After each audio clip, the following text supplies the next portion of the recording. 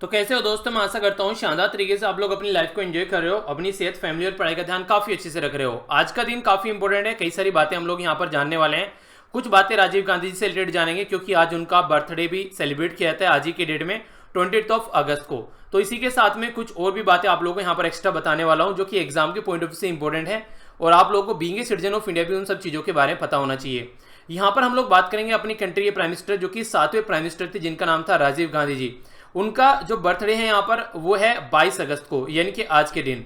तो इनका जो बर्थडे है यहाँ पर ये सद्भावना दिवस के रूप में सेलिब्रेट किया जाता है। और इसी के साथ में एक और डे इंपॉर्टेंट है, वो है इनकी डेथ एनिवर्सरी 21 मई को।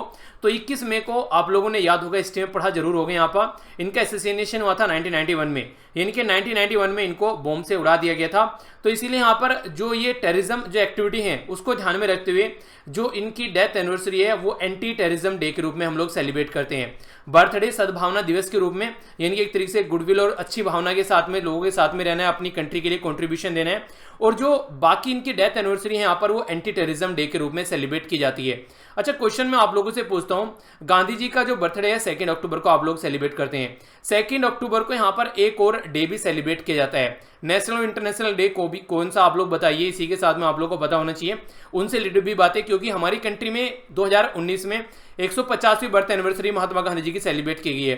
तो उनसे रिलेटेड भी आप लोगों से अभी रिसेंटली जो भी एग्जाम आएंगे आप लोगों से क्वेश्चन पूछे जा सकते हैं। तो ये हम लोगों ने बात की यहाँ पर राजीव गांधी जी के बारे में। कुछ और बातें जान लेते हैं जो कि इंपॉर्टेंट है और डायरेक्ट एग्जाम में बन सकता है क्वेश्चन। जैसे इंडिया के अंदर में इनकी जो बर्थ एनिवर्सरी है वो एक डे के रूप में और सेलिब्रेट की जाती है, इसको बोलते हैं अक्षय ऊर्जा दिवस, यानी कि जो रिन्यूएबल एनर्जी है उससे रिलेटेड बात की जा रही है। तो रिन्यूएबल एनर्जी जो है यहाँ पर हमारी कंट्री में किस तरीके से हम लोग उसको अचीव कर सकते हैं, उसकी तरफ को कैसे हम लोग को बढ़ना है, तो इनकी बर्थ एनिवर्सरी यहाँ पर इसकी और भी इशारा करती है। तो जो डे है फोकस रहता है कि रिन्यूएबल एनर्जी को कैसे बढ़ाना है, और इसी के चलते 20 अगस्त यहाँ पर ये इस पर्टिकुलर डे के रूप में भी सेलिब्रेट किया जाता है। तो मैंने आप लोगों को कौन से डे बता दिए यहाँ पर अभी फिलहाल। पहला तो मैंने आप लोगों को बता दिया यहाँ पर जो फर्स्ट डे हम लोगों ने डिस्कस किया वो सद्भावना दिवस 20 अगस्त। फिर दूसरा हम लोगों ने एंटी टेररिज्म डे वो है 21 मई, और इसी के साथ में हम लोगों ने यहाँ पर अक्षय ऊर्जा दिवस के बारे में जाना, ये भी 20 अगस्त है। एक और इंपॉर्टेंट डे है जो कि आप लोगों को आज पता होना चाहिए, ये है यहाँ पर वर्ल्ड मॉस्किटो डे। मॉस्किटो यानी कि मच्छर का नाम जब भी आप लोगों के दिमाग में आता है तो सबसे पहले एक बीमारी आती है, उसका नाम है मलेरिया। तो इसी से रिलेटेड हम लोग यहाँ पर बात करने वाले हैं। यह जो डे है यहाँ पर 20 अगस्त ये ऑब्जर्व किया जाता है, ये ऑल ओवर वर्ल्ड में, ना कि इंडिया में ओनली, ठीक है।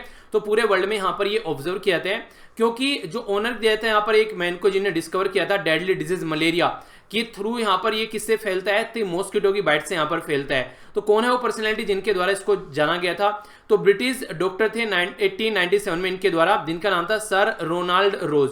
तो सर रोनाल्ड रोज के द्वारा यहाँ पर रूट कोज क्या है बेसिकली मलेरिया की बीमारी के पीछे वो डिस्कवर किया गया था।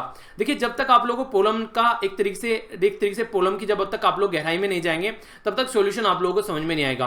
कई सारे इंसान आप लोगों ने देखा होगा, जैसे मान लीजिए एग्जाम दिया नहीं क्लियर हुआ या कोई और काम करने जा रहे हैं वो नहीं हुआ, तो वो प्रॉब्लम को नहीं पकड़ते हैं कि एक्जैक्टली प्रॉब्लम कहां पर है, फिर से उसी पैटर्न में स्टार्ट कर देते हैं। तो थोड़ा सा प्रॉब्लम समझना पड़ेगा। तो जैसे यहाँ पर बीमारी के बारे में बात की जा रही है, मलेरिया के बारे में रूट कोज में जाकर पता चला, क्योंकि बहुत खतरनाक बीमारी हो चुकी थी, बहुत सारे लोगों की जान जा रही थी। तो आखिर रूट कोज क्या है, तो रूट कोज इनके द्वारा पता लगाई जी, जिनका नाम था सर रोनाल्ड रोज। तो इनकी नाम पर ही यहाँ पर जो थीम है यहाँ पर जो टॉपिक की मलेरिया, तो ये सेलिब्रेट की जाती है। यानी कि एक तरीके से इनका जो एफर्ट रहा है यहाँ पर उसी के नाम पर यहाँ पर इसको डेडिकेट किया गया है डे भी।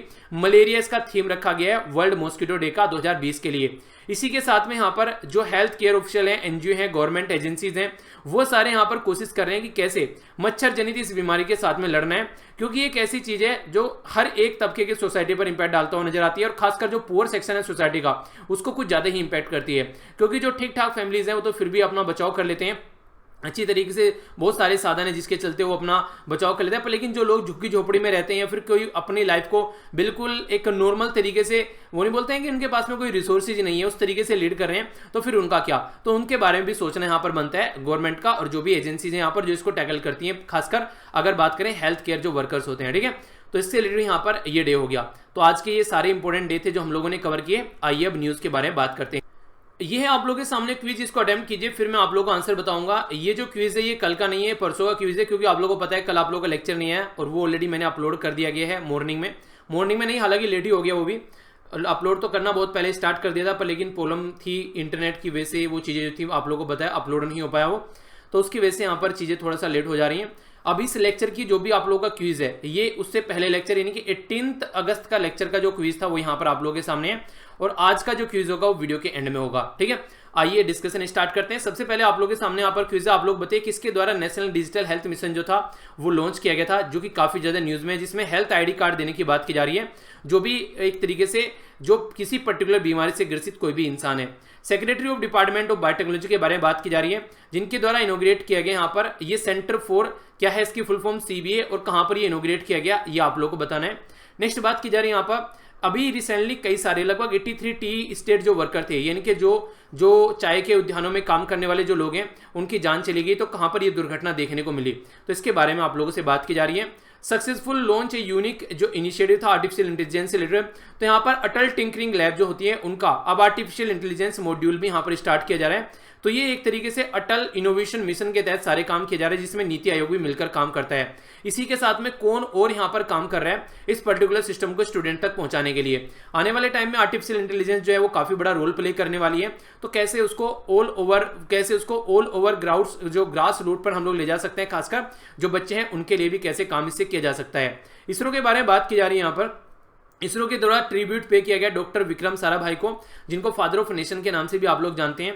तो ये जो ट्रिब्यूट है यहाँ पर, इसमें इनके नाम पर एक क्रिएटर का नाम रखा गया चांद के ऊपर। तो चंद्रयान 2 मिशन लॉन्च किया गया था, तो इसके चलते क्रिएटर का नाम आप लोगों को यहाँ पर बताना है कि उस क्रिएटर का ये क्रिएटर का नाम क्या रखा गया है। क्रिएटर एक तरीके का गड्ढा होता है, खासकर एक तरीके से आप लोग बोल सकते हैं, मान लीजिए आप लोग ऊपर से मतलब किसी मिट्टी में एक लोहे की बॉल फेंकते हैं, तो जो वहां पर गड्ढा हो जाएगा। ठीक है, तो एक तरीके से ऐसे आप लोग इसको काउंट कर सकते हैं। तो क्रिएटर इस तरीके से आप लोग देख सकते हैं। नेक्स्ट बात की जा रही है, मिनिस्ट्री ऑफ आयुष के द्वारा 3 मंथ का कैंपेन स्टार्ट किया गया है, यह है आयुष फॉर इम्यूनिटी। ठीक है, तो ये एक तरीका वेबिनार है, तो इसको याद रख लीजिएगा, क्वेश्चन नहीं है, डायरेक्ट क्वेश्चन हो गया आप लोगों का।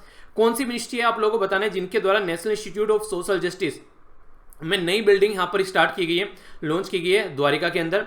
डिफेंस मिनिस्टर राजनाथ सिंह जी, उनके द्वारा एक पोर्टल स्टार्ट किया गया, इसका नाम बताना है, जो वन स्टॉप सॉल्यूशन बोला जा रहा है। अगर कोई वेंडर अपना आइटम बेचना चाहता है, देखिए आप लोगों को पता है हमारी कंट्री में जब से कोविड-19 चल रहा है, आत्मनिर्भर भारत के बारे में बात की जा रही है। आत्मनिर्भर का मतलब है कि अपनी कंट्री को कैसे हम लोग इंडिजनाइजेशन कर सकते हैं, यानी कि बाहर की कंट्री के ऊपर जो डिपेंडेंसी है हर एक फील्ड में, दवाइयों के फील्ड में, डिफेंस के फील्ड में, या फिर कोई और भी आप लोग फील्ड ले लीजिए, जैसे कि इलेक्ट्रॉनिक्स का फील्ड हो गया, तो अपनी ही कंट्री में सारा काम हम लोगों को लेकर चलना है। तो उसी के चलते इस कॉन्सेप्ट के बारे में यहाँ पर बात की जा रही है। ओके, तो नाम आप लोगों को बताना है यहाँ पर इसके बारे में कि क्या इसका नाम रखा गया, ताकि अपनी ही कंट्री में लोकल जो वेंडर हैं वो अपना सामान बेच सकें और हमारी कंट्री में हम लोग उनको खरीद सकें। तो ये इससे क्या होगा, बहुत सारे लोगों को जॉब भी मिलेगी, और अपनी कंट्री के ऊपर डिपेंडेंसी ये रहेगा कि दूसरी कंट्री उसका गलत फायदा नहीं उठा पाएगी आने वाले टाइम में। प्राइम मिनिस्टर के बारे में बात की जा रही है, मोदी जी के बारे में, तो उनके द्वारा लॉन्च किया गया national digital health mission. Next यहाँ पर बात की जा रही है secretary of department of biotechnology, तो इनके द्वारा यहाँ पर इनोग्रेट किया गया Pune based centre for biopharma analysis. Next यहाँ पर बात की जा रही है मैसिव लैंडस्लाइड के बारे में, तो ये मुन्नार इन इदुक्की केरला में देखने को मिला।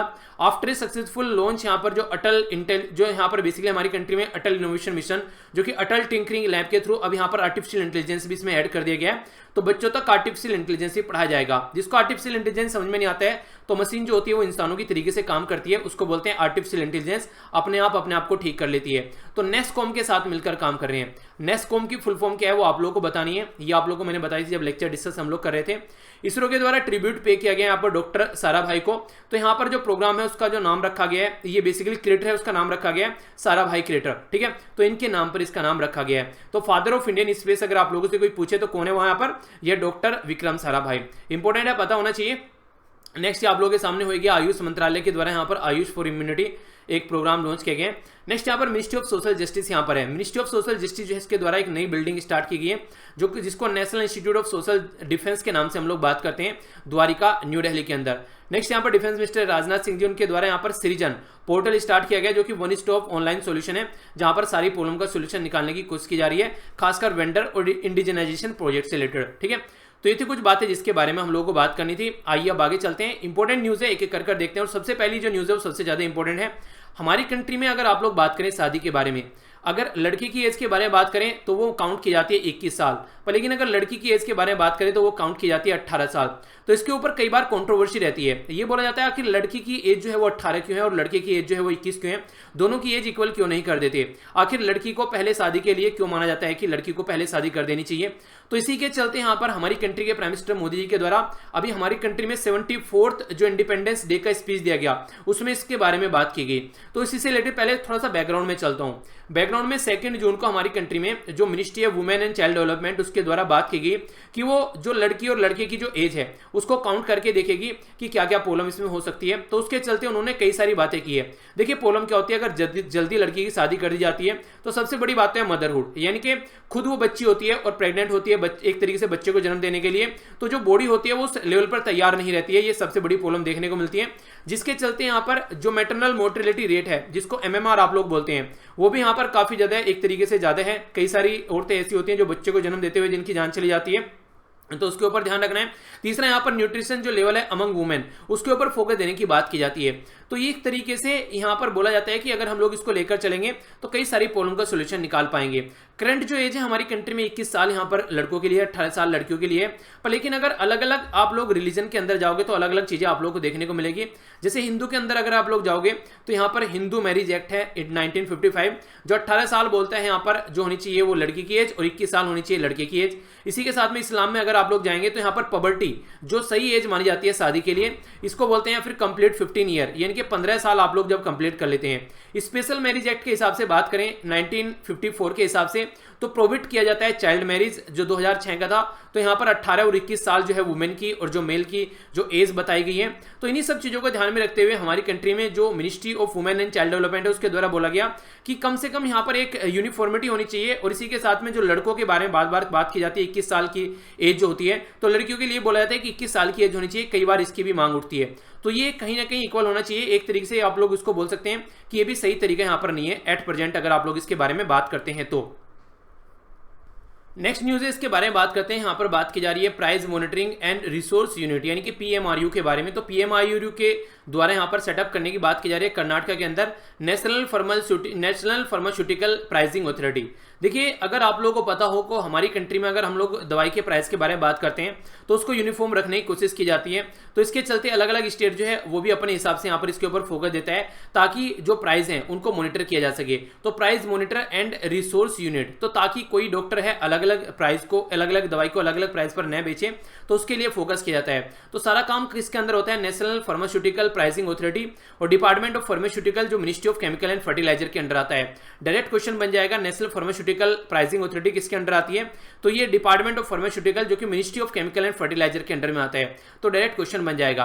प्राइमरी फंक्शन क्या है यहाँ पर, ये असेट करेगी NPPA को यानी कि नेशनल फार्मास्यूटिकल प्राइसिंग अथॉरिटी को मॉनिटर किया जा सके जो ड्रग्स है हमारी कंट्री में, जो ड्रग्स हैं उनके जो कंज्यूमर जैसे उनका एक तरीके से कंज्यूमर अगर उसका एक तरीके से कंज्यूम बढ़ता है किसी पर्टिकुलर दवाई को रिलेटेड तो तुरंत उससे रिलेटेड बात ये निकल के आती है कि यहाँ पर कि उसका प्राइस बढ़ने लगता है मार्केट के अंदर में, तो उसको मेंटेन रखना है। सोसाइटी रजिस्टर्स जो है हमारी कंट्री के अंदर, तो under the society registration act के तहत इसको ओन मेमोरेंडम ऑफ एसोसिएशन के तहत यहाँ पर काउंट किया जाता है। इसी के साथ में बोर्ड ऑफ गवर्नर होते हैं, इसमें representative for central government, state government और अदर स्टेक होल्डर जो कि इसको यहाँ पर काउंट करके चलते हैं। और NPPA के बारे में जब हम लोग बात करते हैं नेशनल फार्मास्यूटिकल प्राइसिंग अथॉरिटी के बारे में, तो ये यहाँ पर सेटअप की जाती है PMRU इन ऑल स्टेट और यूनियन टेरिटरी। 36 स्टेट और यूनियन टेरिटरी, करंटली 12 स्टेट जो है यहाँ पर इसको फॉलो कर चुके हैं ताकि इसको ढंग से इंप्लीमेंट किया जा सके।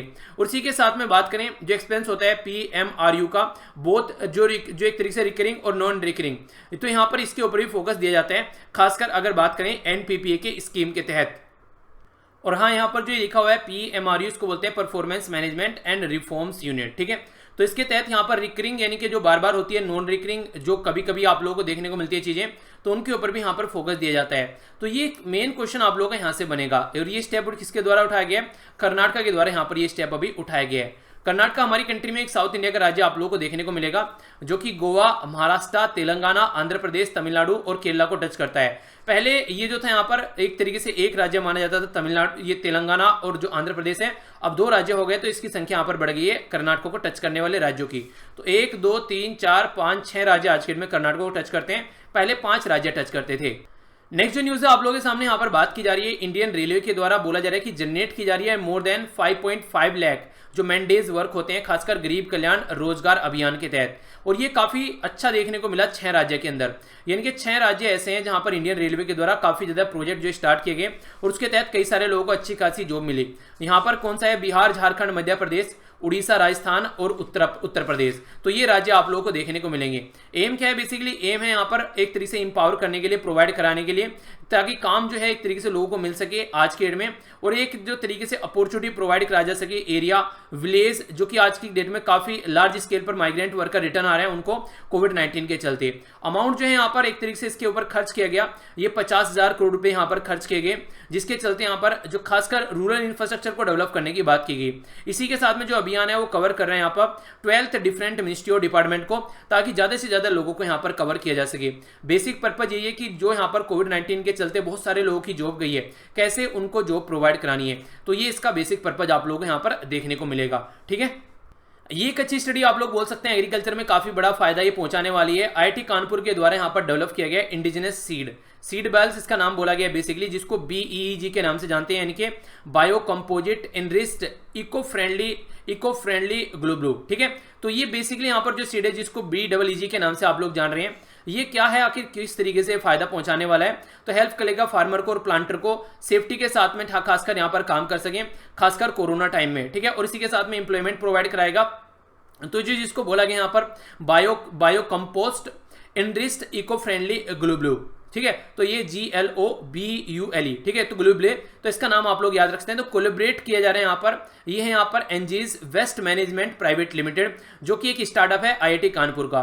ये क्या करता है? बेसिकली डिफरेंट जो सीड है यहाँ पर एक तरीके से इसके अंदर जो रहते हैं, बेनिफिट क्या है? नो नीड टू डिगिंग पिट, यानी कि आप लोगों को नीचे खोलकर इसको दबाने की जरूरत नहीं है। जब आप लोग इसकी प्लांटिंग कर रहे हैं सैंपलिंग के लिए, आप लोग क्या कर सकते हैं? बेसिकली एक तरीके से ये जैसे ही वाटर के कॉन्टैक्ट में आता है तो तुरंत जर्मिनेट होने लगता है, एक तरीके से ये बीज से पौधा निकलने लगता है। यानी कि मॉनसून के टाइम में जो आप लोग अगर प्लांट करोगे तो सारे पेड़ आराम से उग पाएंगे, क्योंकि इसके लिए ऐसा नहीं है कि जमीन में बिल्कुल खुदा हुआ चीज होनी चाहिए, वहां पर आप लोग इसको गाड़ना है। तो एक अच्छा तरीका बोल सकते हैं चीजों को इफेक्टिवली इंप्रूव करने का। तो इसके बारे में आप लोग आइडिया रखिएगा, इंपॉर्टेंट है। डायरेक्ट क्वेश्चन पूछ लिया जाएगा किसके द्वारा डेवलप किया गया है और ये BEEG की फुल फॉर्म क्या है। तो ये कुछ बातें हैं जो डायरेक्ट क्वेश्चन पूछा जा सकता है। ये आप लोगों से इन्वायरमेंट के लिए और खासकर फार्मर के लिए फायदेमंद है, तो इसके चलते भी क्वेश्चन बन सकता है। कई बार ऐसा होता है जैसे कि आप लोगों से यहाँ पर बेसिकली इसका नाम दे दिया जाएगा, जैसे लिख देंगे कि ये पर्टिकुलर क्या चीज है। ठीक है, आप लोगों को बोल देंगे BEEG क्या है। ठीक है, तो वहां पर लिख देंगे कि एक सैटेलाइट का नाम है, एक मिसाइल का नाम है, एक बंदूक का नाम है, या फिर कोई और ऑप्शन आप लोगों के सामने रहेगा, और एक ऑप्शन यहाँ पर देख लेंगे, ये मिलेगा आप लोगों को। ठीक है, तो यहाँ पर बोला गया है bio composite enrich eco friendly globule. ठीक है, तो ये ग्लोब्यूल, तो याद रखिएगा इसका नाम, ये कई बार आप लोगों से पूछ लिया जाएगा किस पर्टिकुलर चीज से रिलेटेड है। तो इस तरीके से कंफ्यूजन माइंड में नहीं होना चाहिए, और एग्जाम में प्रेशर रहता है तो चीजें आप लोगों को और कंफ्यूजन में डाल देती है। ठीक है, आगे चलते हैं। एक पर्टिकुलर पर्सनैलिटी के बारे में बात की जा रही है, तो पर्सन स्पेसिफिक न्यूज कई बार आप लोगों से बन जाती है। ये बात की जा रही है यहाँ पर किसके बारे में? ये बात की जा रही है यहाँ पर पंडित जसराज के बारे में। तो 90 साल की एज में रिसेंटली अभी इनकी जान गई है पंडित जसराज। पंडित जसराज एक क्लासिकल वोकलिस्ट थे जो कि मेवाती घराना से बिलोंग करते थे। इसके साथ में यहाँ पर इनको कई सारे अवार्ड मिल चुके थे, जैसे संगीत नाटक अकादमी फेलोशिप 2010, पद्म विभूषण 2000 में, संगीत नाटक अकादमी 1987 में। तो ये कई सारे अवार्ड यहाँ पर इनको मिल चुके थे। इनके द्वारा काफी अच्छे से काम किया गया। इनके द्वारा जो ऑस्कर विनिंग मूवी है लाइफ ऑफ पाई आप लोगों ने शायद देखी होगी, उसमें भी इनके द्वारा यहाँ पर काम किया गया है। तो एक तरीके से इनके द्वारा ए नोवल, जिस तरीके से जुगलबंदी यहाँ पर, जिसको यहाँ पर एक तरीके से कई सारे स्टाइल में, जैसे जो एक नोवल फॉर्म ऑफ जुगलबंदी, ठीक है, जिसको बोला गया है यहाँ पर जसरंगी। ठीक है, तो ये स्टाइल है यहाँ पर एंशिएंट सिस्टम ऑफ मोर्चना, तो between male and female vocalist, ये यहाँ पर एक डिफरेंट तरीका आप लोगों को देखने को मिलेगा इन्हीं के ड्यूरेशन में। इसी के साथ में a mirror of planet asteroid है, यहाँ एस्ट्रॉयड जो कि 300128, ठीक है, तो इसके नाम पर यहाँ पर जो एक तरीके से ऑर्बिट मार्स और जुपिटर, नेम पंडित जसराज के नाम पर उनका नाम रखा गया, यानी कि इंसानों के नाम पर यहाँ पर नाम रखा गया, तो इसलिए भी यहाँ पर इंपोर्टेंट थोड़ा हो जाता है। तो डायरेक्ट क्वेश्चन आप लोगों से बन सकता है यहाँ पर। ठीक है, तो इनका नाम आप लोग याद रखिएगा। कई बार ऐसे क्वेश्चन आप लोगों से पूछ ले जाते हैं कि पर्टिकुलर पर्सनैलिटी के नाम पर किसका नाम रखा गया है। तो एक माइनर प्लैनेट है यहाँ पर एस्ट्रॉयड, जो कि यहाँ पर बिटवीन जो मार्स और जुपिटर के बीच में देखने को मिलेगा, इनका नाम पंडित जसराज के नाम पर रखा गया है। तो अगर आप लोगों से कोई पूछे कि एस्ट्रॉयड, ठीक है, एस्ट्रॉयड क्या होता है, जो मार्स और जुपिटर के बीच में जो बेल्ट पाई जाती है उसको एस्ट्रॉयड बेल्ट आप लोग बोलते हैं। तो ये यहाँ पर एस्ट्रॉयड 300128 ये किसके नाम पर रखा गया है, तो ये पंडित जसराज के नाम पर इनका नाम दिया गया है। तो ये क्वेश्चन भी आप लोगों से ऐसे पूछे जा सकते हैं, ठीक है। तो ऐसे क्वेश्चन आप लोगों से बड़ी फ्रिक्वेंटली बन सकते हैं, कंफ्यूजन नहीं होना चाहिए। और बाकी जो मैंने अभी यहाँ पर ऊपर बताया ये भी याद रखेगा, एक अजीब तरीके की जुगलबंदी यहाँ पर देखने को मिली जिसको जसरंगी स्टाइल के नाम से यहाँ पर जाना गया, और एंशिएंट टाइम में यहाँ पर इसको ये मोर चना के नाम से आप लोग जानते थे। ये मेल और फीमेल में दोनों वोकलिस्ट रहते हैं जो कि एक ही टाइम पर यहाँ पर कुछ राग गाते हैं, और ये सेम टाइम पर अलग अलग डिफरेंट राग गाते हैं, ठीक है। तो एक तरीके की जुगलबंदी आप लोग इसको बोल सकते हैं। तो ये भी यहाँ पर आप लोग को देखने को मिली। तो ये कुछ बातें हैं जो इनसे रिलेटेड है, जो हल्का सा आइडिया आप लोग के माइंड में होना चाहिए इससे रिलेटेड। नेक्स्ट आप लोगों को पता है काफी लंबे समय से यहाँ पर बात की जा रही है कोरोना वायरस के बारे में। तो कोरोना वायरस टेस्टिंग के बारे में भी काफी ज्यादा फोकस किया जा रहा है। इस टेस्टिंग को जितना ज्यादा इजी बनाया जा सके उतना ज्यादा फोकस किया जा रहा है। तो अभी एक न्यू रैपिड डायग्नोसिस टेस्ट यहाँ पर नोवल कोरोना वायरस से स्टार्ट किया गया है, जिसमें यहाँ पर सलाइवा का सैंपल लिया जाएगा। देखिए कई तरीके से टेस्ट लिए जाते हैं, किसी के ब्लड को टेस्ट लिया जाता है, किसी के नाक में बेसिकली एक पाइप टाइप का डालकर उसको टेस्ट किया जाता है। अब यहाँ पर सलाइवा से टेस्ट किया जाएगा, यानी कि एक तरीके से जो आप लोगों की जो लार होती है उसके थ्रू यहाँ पर टेस्ट किया जाएगा। और ये इमरजेंसी अप्रूवल यहाँ पर इसका मिल चुका है US food and drug administration के तहत। तो ये इंपॉर्टेंट है। तो बैकग्राउंड क्या है, यहाँ पर इनएक्सपेंसिव टेस्ट है, यानी कि ज्यादा एक्सपेंसिव नहीं है, जिसको यहाँ पर सिलीवा डायरेक्ट के नाम से यहाँ पर इसको जाना जाता है। तो इससे फायदा क्या होगा, एक तरीके से डायरेक्ट आप लोग पता लगा पाएंगे, कोई भी गलत तरीके से बॉडी में कोई सिरिंज वगैरह जो एक तरीके से इंसर्ट करने की कोई जरूरत नहीं है, और डिटेक्ट कर पाएंगे वायरस को। तो इसके चलते जो वायरस है वो यहाँ पर काउंट कर पाएंगे। और जो सिलीवा सैंपल है यहाँ पर वो एज लो एज 6 to 12 जो कॉपीज पर जो माइक्रोलाइट यहाँ पर चाहिए। बेसिकली काफी कम सलाइवा की जरूरत पड़ेगी, जिसके चलते यहाँ पर इसको डेवलप एक तरीके से चेक किया जा सकता है। और इसी के साथ में यहाँ पर Yale school of public health इसके द्वारा यहाँ पर इसके ऊपर काम किया जा रहा है, जिसके चलते इसको भी टेस्टिंग के लिए ओपन रख दिया गया है। तो टेस्टिंग प्रोटोकॉल के लिए यहाँ पर ओपन सोर्स अलाउ किया गया है लेबोरेटरी में यूएस से। और इवन यहाँ पर आप लोगों को याद होगा एक आर्टिकल हम लोगों ने डिस्कस किया था द हिंदू के तहत, तो बोला गया था इंडिया में भी यहाँ पर इसको चेक करना चाहिए, जिसके चलते आप लोग आसानी से, जो कि काफी महंगे टेस्ट किए जा रहे हैं यहाँ पर कोरोना वायरस को लेकर, तो आसानी से यहाँ पर जिन लोगों के पास में पैसा नहीं है तो वहाँ पर आप लोग इसको यूटिलाइज कर सकते हैं, डायग्नोसिस कर सकते हैं, ताकि आसानी से एक अफोर्डेबल टेस्ट हो सके। तो सैंपल भी आसानी से लिया जा सकता है सलाइवा का, उसमें भी कोई प्रॉब्लम नहीं है। तो ये सारी चीजें हैं यहाँ पर, यानी कि एक तरीके से एक जो उन लोगों के लिए काफी इंपॉर्टेंट है जिनके पास में पैसा नहीं है, सस्ता टिकाऊ टेस्ट आप लोग यहाँ पर कर सकते हैं।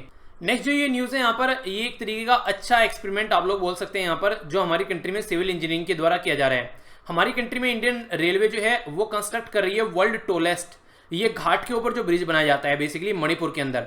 तो सबसे पहले आप लोग लोकेशन देखिए कहाँ पर है ये मणिपुर, तभी आप लोग जान पाएंगे। यहाँ पर हमारी कंट्री में नॉर्थ ईस्ट का राज्य है मणिपुर, जो कि यहाँ पर नागालैंड, आसाम और मिजोरम को टच करता है। तो ये राज्य है यहाँ पर, एक साइड में इसको म्यांमार आप लोगों को देखने को मिलेगा।